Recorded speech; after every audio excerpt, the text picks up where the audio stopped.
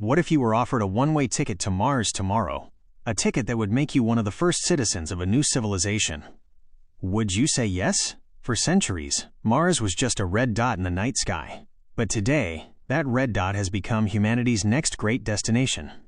Companies like SpaceX and NASA are openly talking about building permanent bases on Mars. But the question is living on this alien world a beautiful science fiction dream or an achievable scientific reality? In this video, we will dive deep into this journey, from the reasons for Mars's appeal to the unimaginable challenges that stand in our way. Join us.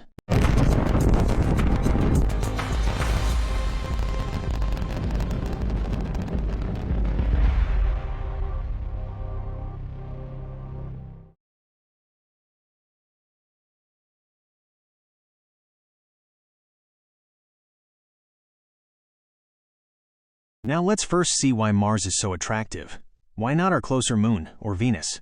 The first and most important reason is its relative similarities to Earth. A Martian day, called a sol, is only 39 minutes and 35 seconds longer than an Earth day. This means our natural day-night rhythm wouldn't be too disrupted. Second, is the existence of water. Although Mars is a frozen desert today, we have solid evidence of liquid water in its past. And we now know that vast quantities of water exist as ice in its polar caps and beneath its surface. Water means life, oxygen, and rocket fuel. And third is its atmosphere. Yes, Mars's atmosphere is 100 times thinner than Earth's and mostly made of carbon dioxide. But this thin atmosphere is still better than nothing. It can offer some protection from harmful solar radiation and can also be used to produce rocket fuel. So Mars, despite all its alien nature, is still considered the kindest cosmic neighbor we have. But now, let's step out of this beautiful dream and face the hard, harsh realities of Mars. Challenges that would turn life there into a constant struggle for survival. The first and biggest challenge is the journey itself. The trip to Mars is a 7 to 9 month mission in deep space. 9 months of living in a small capsule, in zero gravity. But zero gravity isn't the only problem. The biggest threat is cosmic radiation. On Earth, our magnetic field and thick atmosphere protect us like a natural shield. But in space, high-energy particles from the sun and the depths of the cosmos penetrate the astronauts' bodies unimpeded, drastically increasing the risk of cancer. Now let's assume we arrive on Mars safely. What environment do we face?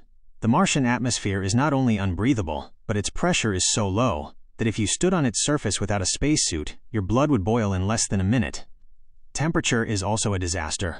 The average temperature on Mars is minus 60 degrees Celsius. On the warmest summer days at the equator, it might reach a pleasant 20 degrees Celsius, but at night, that same spot can plummet to minus 100 degrees. And finally, the Martian dust. This dust is as fine as talcum powder and highly abrasive. Because of static electricity, it clings to everything and could destroy equipment and even human lungs. Furthermore, it contains toxic perchlorate salts, which are very dangerous to humans. So we are facing a completely hostile environment that intends to kill us at every moment. So is everything hopeless? Absolutely not. Science and engineering have solutions for these challenges, but these solutions are incredibly complex and expensive. The first need is shelter. Scientists suggest that the best option is to live in underground structures or lava tubes. These natural formations would protect inhabitants from radiation and micrometeorites. Inside these caves, we would build pressurized domes, large compartments with breathable air where pressure and temperature are perfectly controlled. The next need is providing food, water, and oxygen. These three are linked in a closed biological cycle. We need advanced greenhouses where, using Martian water ice and artificial light, we can grow plants. These plants produce food, oxygen, and help purify the air in the life cycle. Similar technology has already been tested in projects like the biosphere. And perhaps the smartest solution is using Mars's own resources, a concept called in situ resource utilization, or ISRU. We can extract water from the ice and use the abundant carbon dioxide in the Martian atmosphere to produce both oxygen for breathing and methane for rocket fuel. This means astronauts could produce the fuel needed to return to Earth, right there on Mars. So let's return to our original question. Life on Mars, dream or reality? The answer is, it is a dream, but a dream built on a foundation of science. Technically, it is possible. But from a human perspective, it will be the most challenging thing we have ever done.